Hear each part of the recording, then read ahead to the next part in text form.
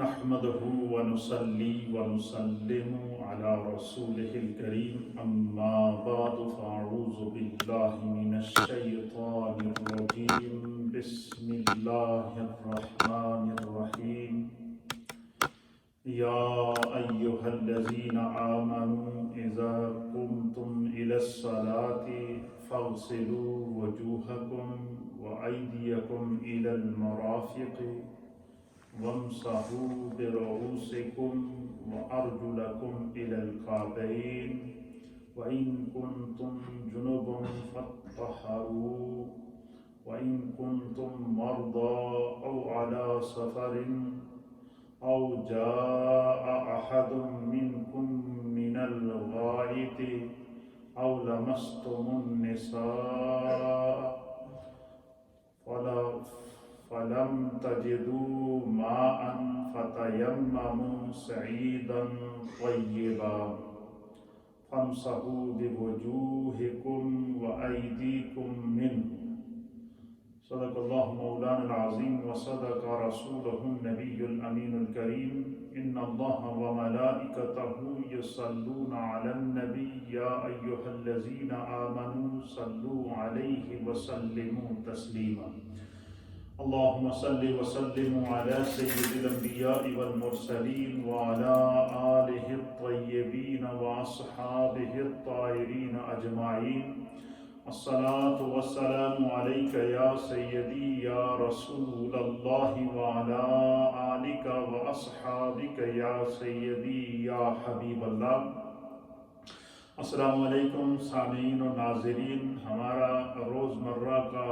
درس قرآن و حدیث و احکام دین اور احکام القرآن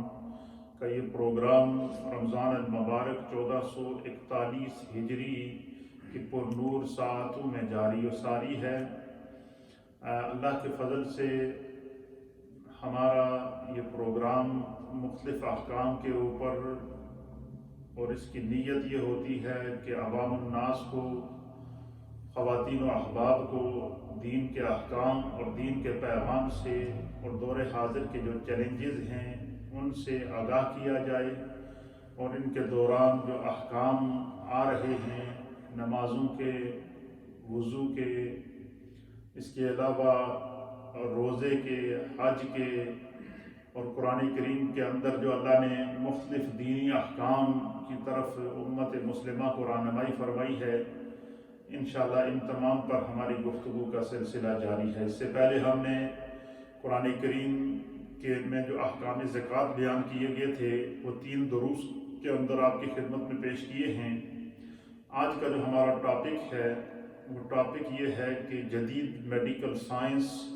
اور اسلام کا نظام طہارت۔ اس کو سمجھنا انتہائی ضروری اور لازمی ہے کہ اسلام میں طہارت کو، پاکیزگی کو اور کلیننس کو بہت زیادہ اہمیت دی گئی ہے۔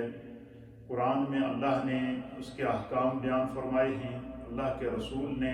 اس طہارت کے احکام احادیث کے اندر بیان فرمائے ہیں۔ ہمارے تمام فقہائے اکرام نے، چاہے ان کا تعلق کسی بھی فقہ سے ہو، وہ تمام کے تمام احکام طہارت کو پورے شرح و بسط کے ساتھ بیان کر رہے ہیں۔ اور مسلمان جب اس دنیا میں پیدا ہوتا ہے تو اس وقت سب سے پہلے جو عمل اس کے ساتھ ہوتا ہے، سب سے پہلے اس کو غسل دیا جاتا ہے، اس کو پاک کیا جاتا ہے، اس کے جسم کو پاک کیا جاتا ہے۔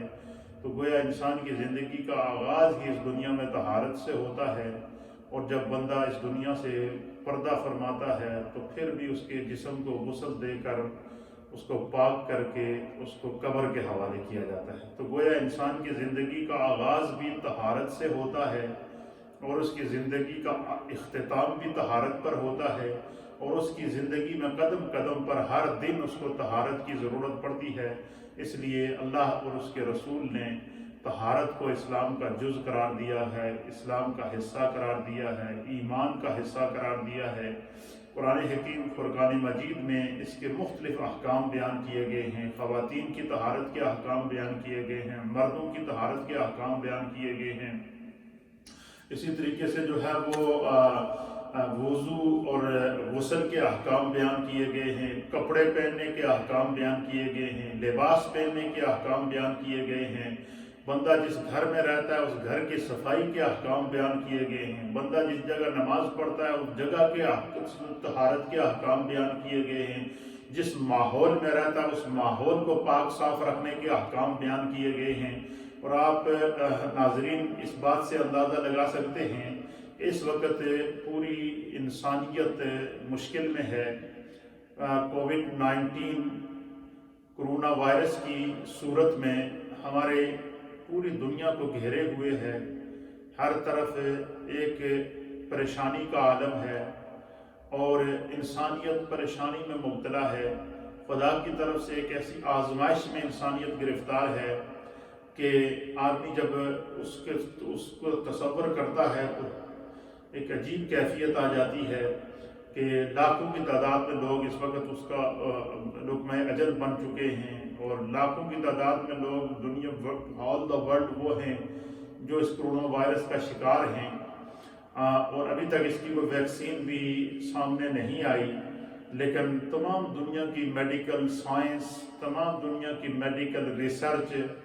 سر جوڑ کر بیٹھی، اور سر جوڑ کر بیٹھنے کے بعد وقتی طور پر کرونا وائرس اور اس جیسی مہلک بیماریوں سے بچنے کا جو سب سے مؤثر اس وقت علاج بتایا ہے وہ یہی بتایا ہے کہ ہمارا جسم صاف ہونا چاہیے، ہمارے ہاتھ صاف ہونے چاہیے، ہمارا منہ صاف ہونا چاہیے، ہمارے کپڑے صاف ہونے چاہیے، ہمیں اپنی صفائی کا خیال رکھنا چاہیے۔ جس کو جتنی صفائی اختیار کرے گا اتنا وہ اس وائرس سے محفوظ رہے گا۔ تو ڈاکٹروں نے باقاعدہ سرکلر جاری کیا، میڈیکل سائنس نے سرکلر جاری کیا، میڈیکل ریسرچ نے جو ہے وہ بڑے بڑے ماہرین میڈیکل نے جو ہے وہ سرکلر جاری کیا کہ کرونا وائرس سے بچنے کے لیے آپ کو سب سے بار بار اپنے ہاتھوں کو دھونا پڑے گا، اور مختلف کیمیکل کے ساتھ آپ اپنے ہاتھوں کو دھوئیں، شیمپو کے ساتھ ہاتھوں کو دھوئیں، صابن کے ساتھ ہاتھوں کو دھوئیں، اینٹی وائرس جو ہے وہ جو چیزیں ہیں ان کو استعمال کریں تاکہ کم سے کم جتنی آپ کے ماحول میں صفائی رہے گی اتنا آپ اس وائرس سے محفوظ رہیں گے۔ یہ آج 1400 سال کے بعد میڈیکل ریسرچ نے جو نتیجہ نکالا ہے، اللہ کے حبیب علیہ السلام نے آج سے 1400 سال پہلے مسلمان کو اور اس کے ایمان کو بنیاد ہی طہارت قرار دیا، اور طہارت کا ہمیں سبق دیا گیا۔ قرآن ہمیں طہارت کا سبق دیتا ہے، مختلف مقامات پر قرآن ہمیں طہارت کا سبق دیتا ہے، انشاءاللہ وہ مقامات بھی میں آپ کی خدمت میں پیش کروں گا۔ پھر اسی طریقے سے احادیث کے اندر جو طہارت کا کنسپٹ ہے وہ میرے مصطفیٰ کریم نے اس کو بالکل کھول کر بیان کیا ہے۔ پھر اسی طریقے سے جو ہے وہ بندہ جس ماحول میں رہتا ہے اس ماحول کو پاک اور صاف رکھنا، اس کی ہمارا دین ہمیں تعلیم دیتا ہے۔ جس گھر میں بندہ رہتا ہے اس گھر کو صاف رکھنا اس کی اسلام ہمیں تعلیم دیتا ہے۔ جس بستر کے اوپر بندہ سوتا ہے اس بستر کو ہر روز کلین کرنا اور صفا کرنا اس کی تعلیم ہمارا دین ہمیں دیتا ہے۔ جو لباس ہم پہنتے ہیں اس لباس کو پاک اور صاف رکھنے کی جو ہمارا دین ہمیں تعلیم دیتا ہے، حتیٰ کہ یہاں تک اللہ کے حبیب علیہ السلام نے اپنی امت کی رہنمائی فرمائی ہے کہ جب کھانا کھاؤ تو کھانا کھانے سے پہلے اپنے ہاتھوں کو دھو، کھانا کھا چکو تو کھانا کھانے کے بعد اپنے ہاتھوں کو دھو۔ پھر اللہ کے حبیب علیہ السلام نے اپنی امت کو تعلیم فرمائی کہ ہفتے میں ایک مرتبہ جمعے کے دن خصوصی طور پر بندہ مومن کو چاہیے کہ وہ اپنی پوری باڈی کی کلینس جو ہے، پوری باڈی کی جو صفائی ہے اس کا جائزہ لے۔ پھر سرکار دو عالم صلی اللہ علیہ وسلم نے خود باقاعدہ کر کے دکھایا عمل۔ آپ جو ہے وہ ہر جمعے کو ناخون کاٹتے تھے اور ہاتھوں کے ناخون کاٹتے تھے تاکہ ناخون جو جب بڑھ جائیں تو ان کے نیچے جب وقفہ آتا ہے اس کے بیچ میں وائرسز آ جاتے ہیں، اس کے بیچ کے اندر بیکٹیریا آ جاتے ہیں، پھر اس سے بیماریاں پھیلتی ہیں۔ پھر اسی طریقے سے جو ہے وہ ہفتے میں ایک مرتبہ انسان کو اپنے بال وغیرہ کاٹنے، بال وغیرہ کرنے، حجامت کرنے، اور اس طریقے سے جو ہے وہ انسان کو ہر طرح کی صفائی کی تعلیم اللہ کے حبیب علیہ السلام نے دی۔ تو گویا کہ اسلام کا جو تصور اس طہارت ہے، جو اسلام نے کنسپٹ آف دا کلیننس پیش کیا ہے، صفائی کا جو کنسپٹ اسلام نے پیش کیا ہے، آج 1400 سال چیلنجز جب سامنے آئے، جہاں پر میڈیکل سائنس بھی سرنگو ہو گئی، جہاں پر میڈیکل ریسرچ بھی سرنگو ہو گئی، جہاں پر پوری دنیا کے ماہرین سر جوڑ کر بیٹھے ہیں کہ اس وبا سے کیسے بچا جا سکے، تو آخر وہ ایک ہی نتیجہ نکالتے ہیں، اور وہ نتیجہ یہ ہے کہ اگر اس کووڈ-19 سے بچنا ہے، اس کرونا وائرس سے بچنا ہے، تو پھر انسانیت کو وہ طریقہ اپنانا ہوگا جو طریقہ میرے مصطفیٰ نے بتایا ہے، جو طریقہ اسلام بتا رہا ہے، جو طریقہ قرآن بتا رہا ہے، جو طریقہ نبی پاک کی حدیث بتا رہی ہے۔ تو الحمدللہ اسلام وہ دین ہے جو ہمیشہ رہے گا، جو باقی رہنے والا دین ہے، کیونکہ وہ خاتم الادیان ہے۔ جو نبی یہ پاکیزہ دین لے کر آیا ہے، وہ نبی خود بھی پاکیزہ ہے، اس جو دین لے کر آیا وہ دین بھی پاکیزہ ہے، اور اس نبی نے جو تعلیمات دی ہیں وہ تعلیمات بھی پاکیزہ ہیں، جو کتاب لے کر آیا وہ کتاب بھی پاکیزہ ہے، جس ماحول میں وہ نبی نے اس ماحول کو دیا، اس ماحول کو بھی اللہ کے حبیب نے پاک کر دیا۔ تو اسلام کی بنیاد جو ہے، اسلام کے اندر جو کنسپٹ آف کلیننس ہے، اسلام کا جو کنسپٹ آف طہارت ہے، اسلام کا جو کنسپٹ آف پاکیزگی ہے، وہ یہ ہے کہ جو ہے وہ انسان، آپ اس سے آپ اندازہ لگا سکتے ہیں کہ اسلام نے اور بانی اسلام جناب سید العالمین محمد رسول اللہ صلی اللہ تعالیٰ علیہ وآلہ وسلم نے جو اسلام کا نظام طہارت دیا ہے، پاکیزگی کا نظام دیا ہے، آج 1400 سال کے بعد اگر دنیا کی میڈیکل سائنس اور دنیا کی ترقی اور دنیا کی ریسرچ اس نتیجے پر پہنچی ہے کہ کرونا وائرس سے بچنے کے لیے ہمیں ہاتھ دھونے پڑیں گے، منہ دھونا پڑے گا، کپڑوں کو صاف کرنا پڑے گا، ماحول کو صاف کرنا پڑے گا، تو 1400 سال کے بعد میڈیکل سائنس اور میڈیکل ریسرچ اگر اس نتیجے پر آج پہنچی ہے، تو آج سے 1400 سال پہلے اللہ کے حبیب علیہ السلام نے اللہ نے وحی کے ذریعے اور اللہ کے حبیب علیہ السلام نے اپنے قول کے ذریعے، اپنے فعل کے ذریعے، اپنے عمل کے ذریعے یہ بتایا کہ اسلام کا جو نظام طہارت ہے وہ کیا ہے۔ انشاءاللہ اس کے اوپر میں سب سے پہلے آپ کی خدمت میں قرآن کریم سے احکام پیش کروں گا، پھر اس کے بعد احادیث مبارکہ آپ کی اسلام کے تصور طہارت کے اوپر، پاکیزگی کے اوپر پیش کروں گا، پھر فقہاء اکرام کے اقوال پیش کروں گا، پھر بندہ مومن جو روز مرہ عبادت کے لیے وضو کرتا ہے اس کے احکام بیان کروں گا، پھر جو ہے وہ جو بندہ مومن کو جب غسل کی حاجت ضرورت پڑتی ہے، چاہے وہ مرد ہو یا عورت ہو، تو غسل کرنے کا شرعی طریقہ کیا ہے اس کے احکام بیان کروں گا۔ جس ماحول میں ہم رہتے ہیں اس ماحول کی جب ہمیں صفائی کی ضرورت پڑے تو اس کی صفائی کی اسلام کے اندر کیا اہمیت ہے، اس کے احکام میں بیان کروں گا۔ تو گویا کہ بس اتنا یاد رکھیں کہ اسلام کا جو تصور طہارت ہے، اسلام کا جو تصور پاکیزگی ہے، اسلام جو کلیننس کا جو تصور دے رہا ہے، اس کی بنیاد یہاں سے ہے کہ اسلام کہتا ہے کہ بچہ جیسے ہی دنیا میں پیدا ہو سب سے پہلے اس کو غسل دے کر اس کے بدن کو پاک کرو، اور پھر وہ بچے کا اس کے کھانے کا خیال رکھو، اس کے پینے کا خیال رکھو، اس کی صفائی کا خیال رکھو، اور اس کی ہر اعتبار سے بچے کا، جب تک وہ بچہ محتاج ہے، خود چل پھر نہیں سکتا، والدین کی ذمہ داری ہے کہ وہ اس کی پرورش کا اسی طرح خیال رکھیں جس طرح اپنی ماحول کا اور اپنے جسم کی صفائی کا خیال رکھتے ہیں۔ پھر اسی طریقے سے دیکھیں کہ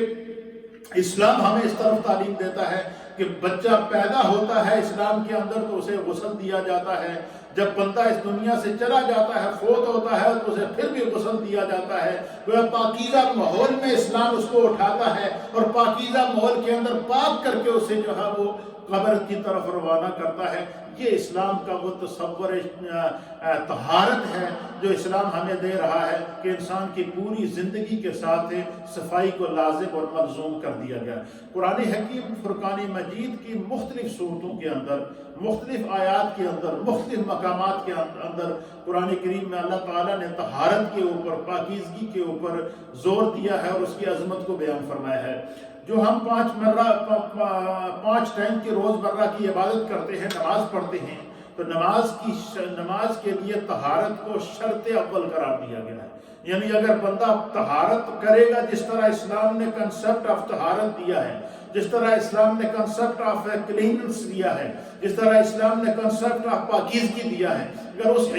طریقے سے انسان اپنی طہارت کو کرے گا، اس طریقے سے پاکیزگی اختیار کرے گا، تو اس کی عبادت بھی اللہ کی بارگاہ میں قبول ہوگی، اس کی تلاوت بھی اللہ کی بارگاہ میں قبول ہوگی، اس کی نماز بھی اللہ کی بارگاہ میں قبول ہوگی، اس کا جسم ہر طرح کی وباؤں سے، بیماریوں سے اور ہر طرح کی وہ جراثیم سے محفوظ رہے گا۔ آئیے میں آپ کو اب قرآن کی طرف لے جاتا ہوں کہ قرآن میں جو تصور طہارت پیش کیا گیا ہے وہ کیا ہے۔ میرے سامنے قرآن حکیم فرقان مجید کا پارہ نمبر 6 ہے، اور سورت کا نام ہے سورہ المائدہ، اور سورہ المائدہ کی آیت نمبر 6 میں نے آپ کے سامنے تلاوت کی ہے۔ اس میں اللہ رب العالمین نے ارشاد فرمایا یا ایھا الذین آمنوا، اے ایمان والو۔ گویا کہ جو اعلان آگے اللہ تعالیٰ کر رہا ہے وہ خداوند قدوس نے اس اعلان کو ایمان والوں کے ساتھ خاص کر دیا ہے۔ تو گویا کہ اب اللہ تعالیٰ جو ہمیں سبق دے رہا ہے، اللہ تعالیٰ جو احکام ہم پر نازل فرما رہا ہے، اس میں خداوند قدوس نے یہاں یا ایھا الذین آمنوا کہہ کر ایمان والوں کی خصوصیت بیان کر دی کہ پوری دنیا کے اندر بہت سارے مذاہب موجود ہیں، بہت سارے ادیان موجود ہیں، لیکن اسلام وہ پاکیزہ دین ہے کہ اسلام جو نظام مسلمان کو دیتا ہے،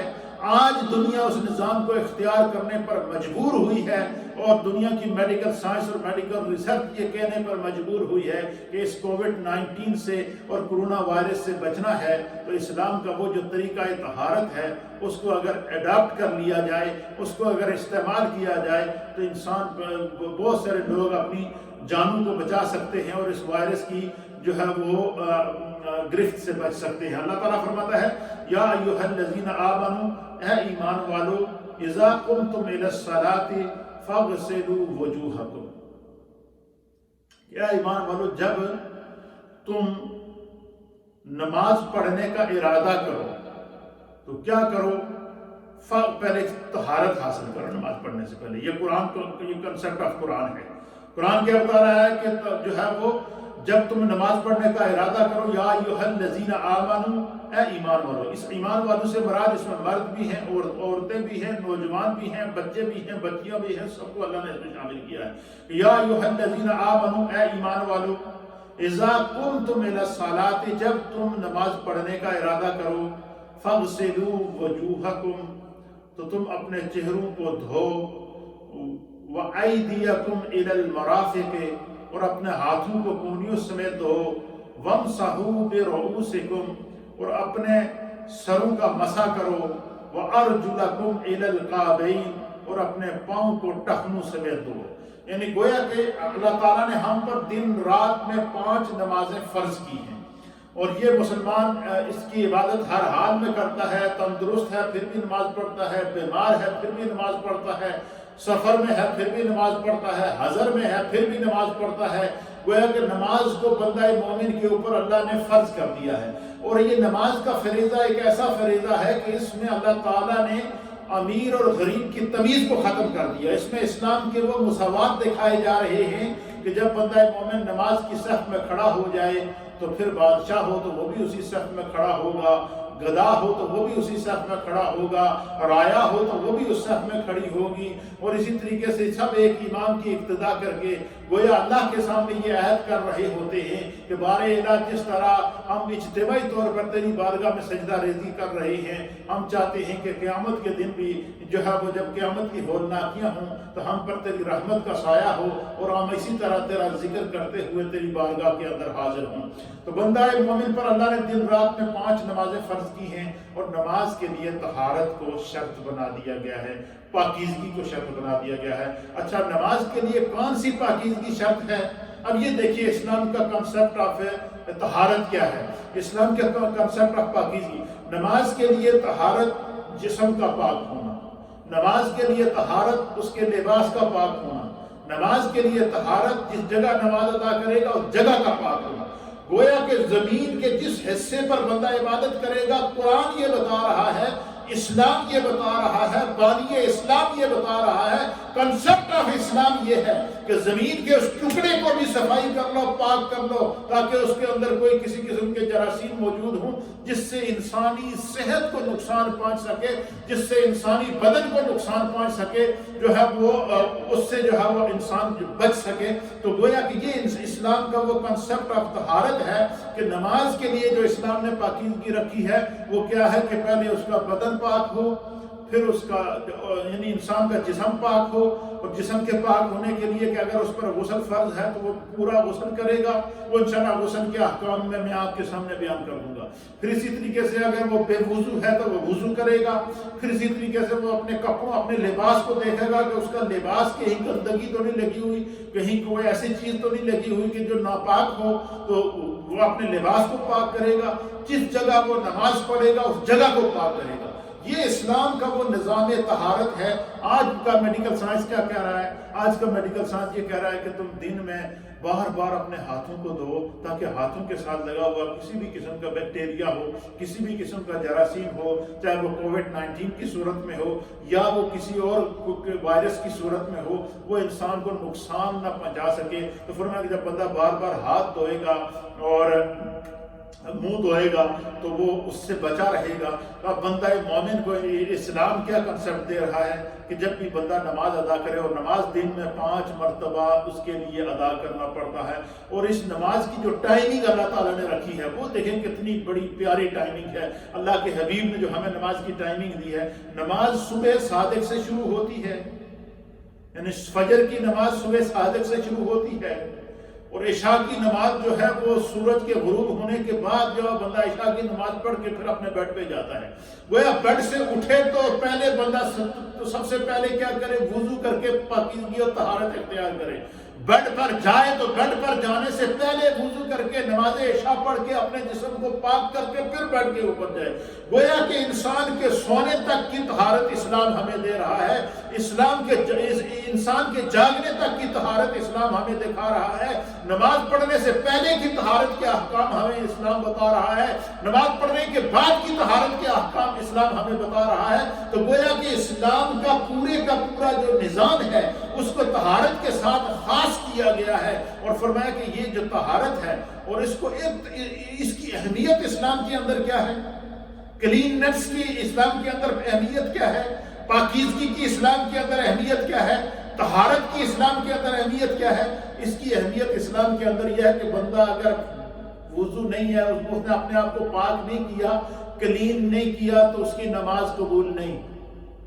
بندے نے اگر اپنے آپ کو کلین نہیں کیا تو اس کی تلاوت قرآن قبول نہیں۔ بندے نے اگر اپنے آپ کو کلین نہیں کیا تو اس کا طواف قبول نہیں۔ بندے نے اگر اپنے آپ کو کلین نہ کیا تو اس کا حج قبول نہیں۔ بندے نے اگر اپنے آپ کو پاک نہ کیا تو اس کا مال قبول نہیں۔ اور بندے نے اگر مال سے زکوٰۃ کی صورت میں پاکیزگی نہ کی تو بندے کا وہ قبول نہیں۔ پھر اسی طریقے سے اسلام کا جو تصور طہارت ہے، اس کو اگر بندہ سمجھ جائے تو میں سمجھتا ہوں کہ پوری دنیا کے ادیان اسلام کے سامنے جس طرح آج جھکے ہوئے نظر آ رہے ہیں، اگر اس کو سمجھ جائے تو دنیا کے اندر کوئی کافر رہے ہی نہ۔ صرف اس کو سمجھنے کی ضرورت ہے، اور ہمارے علماء اور سکالر کو چاہیے کہ وہ امت کو اس وقت سمجھائیں، وہ ہر انسان کو سمجھائے، چاہے ان کا تعلق کفر سے ہو، شرک سے ہو، اسلام سے ہو، ان تک یہ پیغام پہنچایا جائے کہ اسلام کا جو تصور طہارت ہے وہ کیا ہے، اور اسلام کا تصور طہارت کیا ہے۔ اسلام ہمیں جو طہارت کا جو تصور دے رہا ہے وہ یہ دے رہا ہے، اسلام کا تصور طہارت انسان کی پیدائش سے شروع ہوتا ہے، اور اسلام کا تصور شہادت انسان کی وفات تک، اس کی قبر تک اس کے ساتھ رہتا ہے۔ یہ اسلام نے تصور شہادت طہارت دیا ہے۔ اور وہ کیسے؟ جب انسان پیدا ہوتا ہے تو اس کو غسل کرایا جاتا ہے، جب بندہ دنیا سے چلا جاتا ہے تو اس کو غسل دے کر قبر کے حوالے کیا جاتا ہے،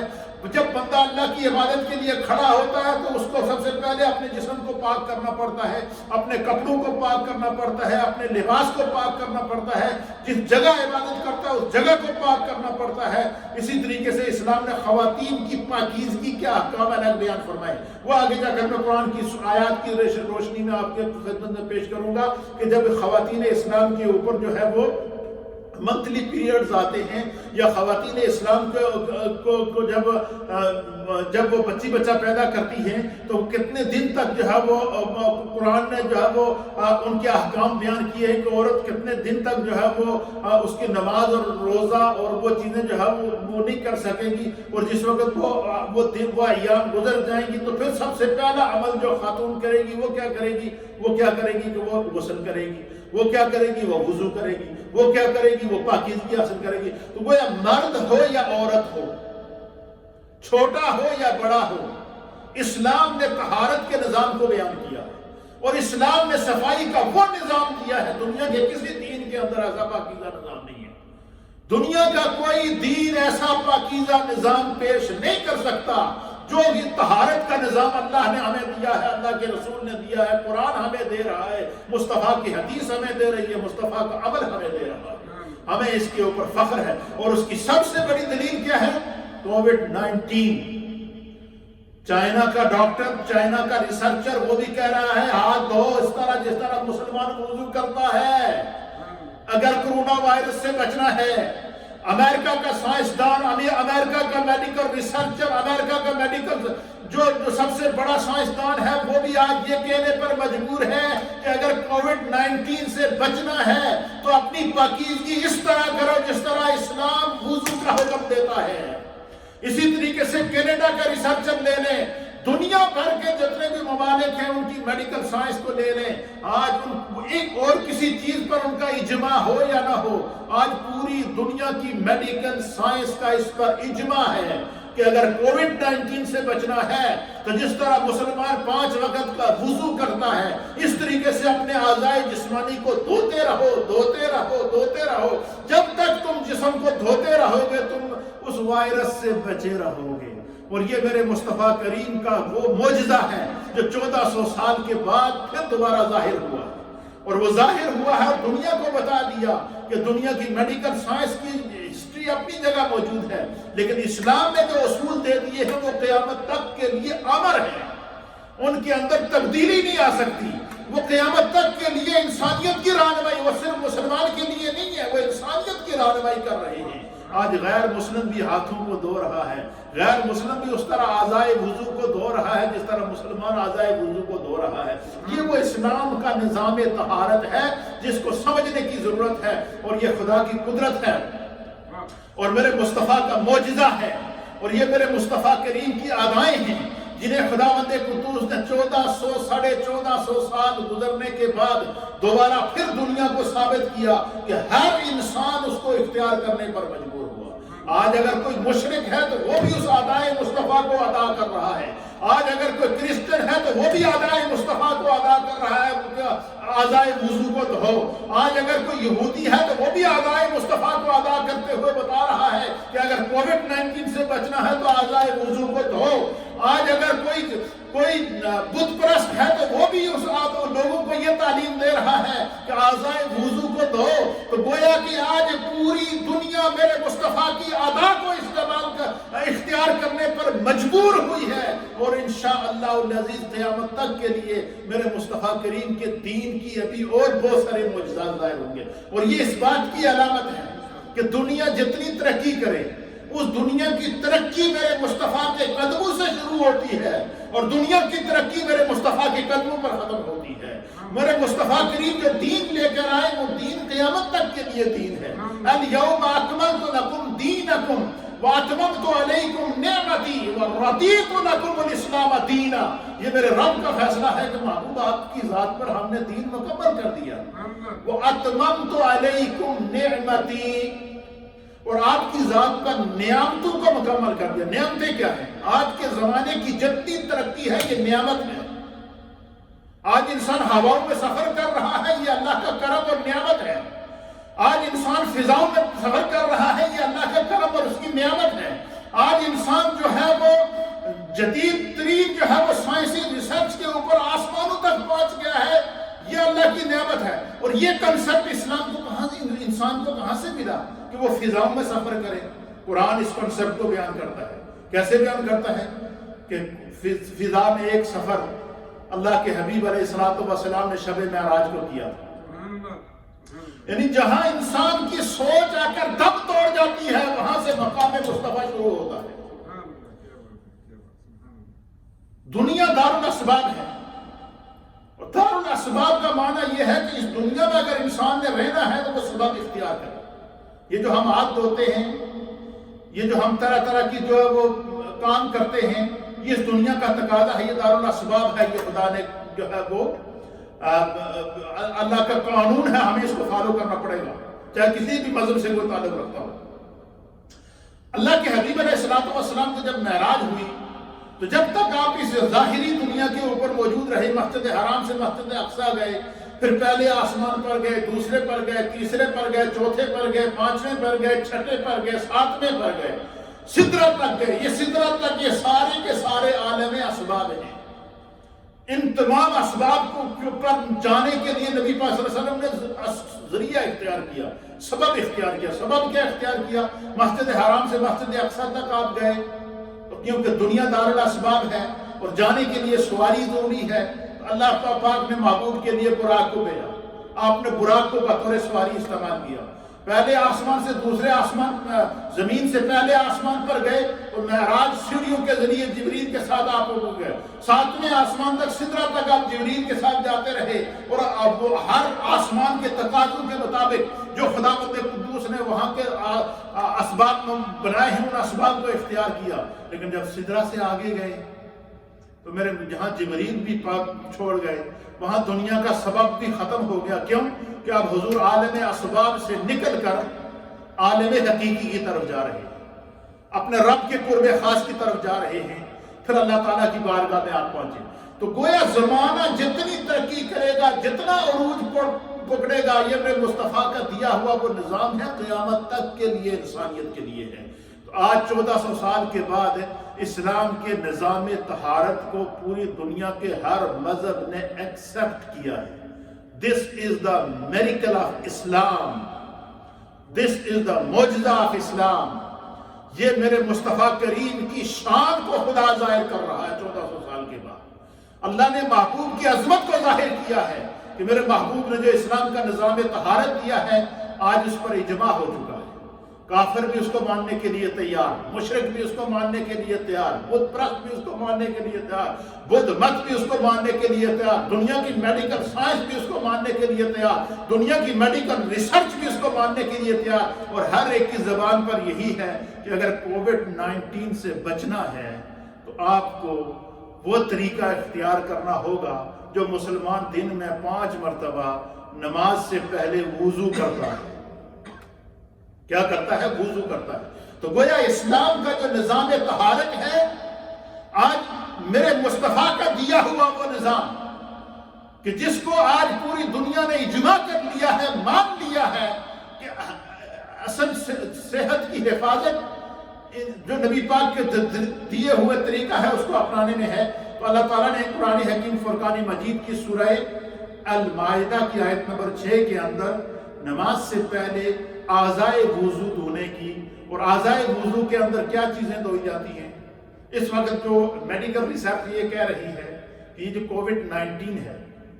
کرونا وائرس،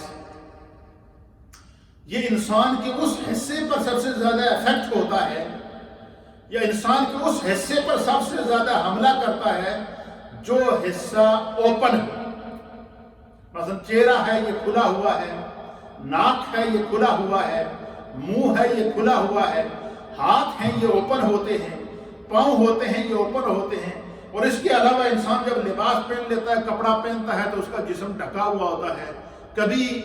کسی بھی میڈیکل سائنس نے یہ نہیں کہا کہ کسی کو کووڈ-19 کا حملہ اس کے پیٹ کے ذریعے اس کے اندر گیا ہے. نہیں، کوئی یہ نہیں کہہ رہا ہے. وہ یہ کہہ رہے ہیں کہ اس کے ہاتھ پہ لگا، ہاتھ سے اس کے ناک میں گیا، ناک سے سانس کے ذریعے اس کے اندر گیا، یا منہ کے ذریعے حلق تک گیا، پھر حلق کے ذریعے پھر اس کے جو ہے وہ پھیپھڑوں تک پہنچا ہے، اور پھر وہ انسان جو ہے اس کا سانس بند ہو جاتا ہے، پھر اس کو جو ہے وہ بچنے کی کوئی امید نہیں ہے. لیکن اگر کہتے ہیں کہ اگر وہ جرثومہ، وہ جو وائرس ہے، وہ جو بیکٹیریا ہے، وہ جو کرونا وائرس ہے، وہ جو ہے اگر انسان کے ہاتھ کے اوپر یا جسم کے کھلے حصے پہ لگ جائے تو آدمی کو چاہیے کہ اس کو فوراً دھو لے. اگر وہ فوراً دھو لے گا تو وہ بہہ جائے گا، پھر اس کا اثر نہیں ہوگا۔ تو یہ بار بار آج کی میڈیکل سائنس ہاتھ دھونے کا اور جسم کے اوپن پارٹس دھونے کا جو وہ تاکید کر رہی ہے۔ آپ دیکھیں منہ کے اوپر ماسک آج کل لگائے جا رہے ہیں، اسلام نے پہلے ہی بتا دیا کہ جب خواتین گھر سے نکلیں تو وہ حجاب پہن کے نکلیں۔ اسلام پہلے سے بتا رہا ہے کہ بندہ مومن جو ہے وہ اپنی حفاظت کرے۔ کیسے حفاظت کرے؟ کہ وہ کلی کرے وضو میں، وہ جو ہے ناک میں پانی ڈالے، وہ غسل کرے تو پھر بھی ناک اور منہ کو دھوئے، وہ وضو کرے تو پھر بھی ناک اور منہ اور ہاتھوں کو دھوئے۔ اور اس طریقے سے یہ اسلام کا وہ نظام طہارت ہے جسے آج پوری دنیا نے ایکسپٹ کیا ہے۔ تو دن میں 5 مرتبہ نماز کے لیے وضو کرنا یہ فرض ہے۔ اگر بندے کو وضو نہیں ہے تو وہ نماز وضو کے بغیر نہیں ہوگی، اس کو مشروط کر دیا۔ تو گویا انسان نماز میں بندگی کس کی کرتا ہے؟ اللہ کی۔ اللہ وضو کا محتاج نہیں ہے، یا ہم کھائیں یا نہ کھائیں خدا کھانے کا محتاج نہیں ہے، لیکن بندگی ہم خدا کی کریں گے۔ لیکن اللہ کیا چاہتا ہے کہ میری بندگی یا بندے تو کر، اور جب تو خلوص دل کے ساتھ میری بندگی کرے گا، میری عبادت کرے گا، میری ریاضت کرے گا، تو میں کریم ہوں، میں رحیم ہوں، میں غفور الرحیم ہوں، میں تیری بخشش کر دوں گا۔ لیکن اس سے پہلے تجھے کیا کرنا ہوگا؟ اپنی باڈی کی حفاظت کے لیے وضو کرنا ہوگا، اپنی باڈی کی حفاظت کے لیے اپنی باڈی کو کلین کرنا ہوگا۔ تو نماز سے پہلے وضو کرنے کے احکام اللہ تعالیٰ نے قرآن کریم کے اندر بیان فرمائے۔ ہاتھوں کو دھوئیں، یہ جو یعنی آج کی، اس کو اور آسان کر دوں اپنے ناظرین کے لیے کہ آج کی میڈیکل سائنس جو کرونا وائرس اور کووڈ-19 سے بچنے کے لیے جو احتیاطی تدابیر بتا رہی ہے، وہ اللہ کے حبیب علیہ السلام 1400 سال سے اور اس سے زائد عرصے سے اپنے ہر امتی بندہ مومن کو دن میں 5 مرتبہ اس کی وہ ریہرسل کرتا ہے۔ دن میں 5 مرتبہ اس طریقے کو وہ پہلے سے بھی استعمال کر رہا ہے۔ تو اس لیے جو ہے وہ یہ اسلام کا وہ نظام طہارت ہے جس کی طرف اب دنیا کو واپس آنا پڑا، اور تمام میڈیکل سائنسیں وہاں پر آ کر رکیں۔ فرمایا کہ جب تم نماز کے لیے کا ارادہ کرو تو فاغسلوا وجوہکم، اپنے چہروں کو دھو، وایدیکم الی المرافق، اور اپنے کونیوں سمیت ہاتھوں کو دھو، وامسحوا برؤوسکم، اور اپنے سروں کا مسح کرو، وارجلکم الی الکعبین، اور پاؤں جو ہے وہ دھو ٹخنوں سمیت۔ پھر آگے جا کر فرمایا کہ وَإِن كُنتُمْ جُنُبًا فَاطَّهَّرُوا، کہ جب تم جنبی ہو جاؤ، یعنی جب بندے پر غسل فرض ہو جائے تو وہ پھر صرف ہاتھ وضو کرنے سے اس کا مسئلہ حل نہیں ہوگا، اسے پوری باڈی دھونی پڑے گی۔ انشاءاللہ یہ احکام میں آگے جا کر جو ہے وہ غسل کے احکام کے اندر بیان کروں گا۔ تو آج جو وضو کا طریقہ، اور یہی 4 چیزیں جس کو اللہ نے قرآن کے اندر بیان فرمایا ہے کہ وَاغْسِلُوا وُجُوهَكُمْ، چہرے کا دھونا، یہ وضو کے اندر فرض ہے۔ وضو کے 4 فرض ہیں۔ کتنے فرض ہیں؟ 4 فرض ہیں، اور ان 4 فرضوں میں سے اگر کوئی ایک بھی رہ جائے تو ہمارا وضو نہیں ہوگا، وضو نہیں ہوگا تو نماز نہیں ہوگی، نماز میں وضو نہیں ہوگا تو ہم قرآن کو نہیں چھو سکتے، وضو نہیں ہوگا تو ہم طواف نہیں کر سکتے، وضو نہیں ہوگا تو ہم حج نہیں کر سکتے۔ اس لیے یہ ساری وہ جن کا تعلق عبادات کے ساتھ ہے، عبادت کے لیے طہارت کو شرط قرار دیا، اور طہارت کے اندر وضو کے لیے 4 فرض رکھے گئے، اور چاروں فرض اگر کوئی آپ سے پوچھے کہ وضو کے 4 فرض اللہ نے کہاں بیان کیے ہیں، تو یہ آپ اپنے پاس نوٹ کر لیں کہ سورہ قرآن پاک کا 6واں سپارہ ہے، اور 6 سپارے کی سورت کا نام ہے سورہ المائدہ، اور سورہ المائدہ کی آیت نمبر 6 کے اندر اللہ نے وضو کے 4 فرض بیان کیے ہیں۔ اللہ نے اسی آیت کے اندر غسل کے 3 فرض بیان کیے ہیں۔ اللہ نے اسی آیت کے اندر جو ہے وہ تیمم کے فرائض بیان کیے ہیں۔ یعنی انسان کو طہارت حاصل کرنے کا جتنا بھی جو ذریعے آلات ہیں، اللہ تعالیٰ نے اس کو جو ہے وہ سورہ المائدہ کی آیت نمبر 6 کے اندر بیان کر دیا۔ تو وضو کے کتنے فرض ہیں؟ 4 فرض ہیں۔ آج کے درس کے لیے یاد رکھیں، وضو میں 4 چیزیں فرض ہیں۔ پہلا ہے چہرے کا دھونا، یہ پیشانی کے بالوں سے لے کر تھوڑی کے نیچے تک اس کا طول ہے، اور ایک کان کی لو سے لے کر دوسرے کان کی لو تک یہ اس کا عرض ہے۔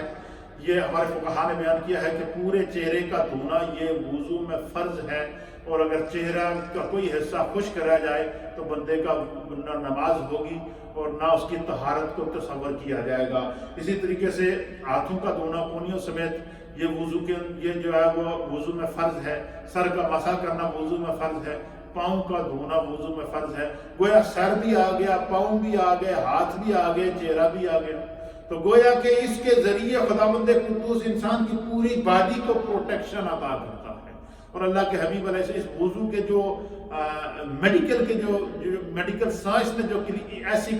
طہارت کے فوائد بیان کیے ہیں، وہ یہ کہ بندہ پھر ہر طرح کی بیماری سے بچا رہتا ہے، وائرسز سے بچا رہتا ہے، ہر طرح کی مشکلات سے بچا رہتا ہے۔ تو وضو کے اندر 4 چیزیں فرض کی گئی ہیں جس کو اللہ تعالیٰ نے سورہ مائدہ کے اندر بیان کیا ہے۔ تو آج تو ہم صرف وضو کے فرائض تک ہی رہیں گے، کیونکہ وقت اپنے دامن میں اتنی وسعت نہیں رکھتا۔ یہ جو طہارت کا نظام ہے، اس کے اوپر انشاءاللہ میں 2-3 لیکچر کوشش کروں گا کہ 2-3 لیکچروں کے اندر یہ کمپلیٹ ہو جائے۔ پھر اس کے بعد میں نے کل آپ کے سامنے وضو کے فرائض کے بعد وضو کی سنتیں، اس کے بعد وضو کے جو ہے وہ مستحبات، وضو کرنے کا طریقہ، یہ پورا میں بیان کر دوں گا، تاکہ ساتھ ساتھ جو دینی جو اسلام کا جو تصور طہارت ہے، اس کے ساتھ جب وضو کا ذکر آئے تو وضو کرنے کا طریقہ آ جائے گا، اس کے ساتھ جب غسل کا ذکر آئے گا تو غسل کرنے کا طریقہ آ جائے گا، اس کے ساتھ جب عورتوں کی پاکیزگی کا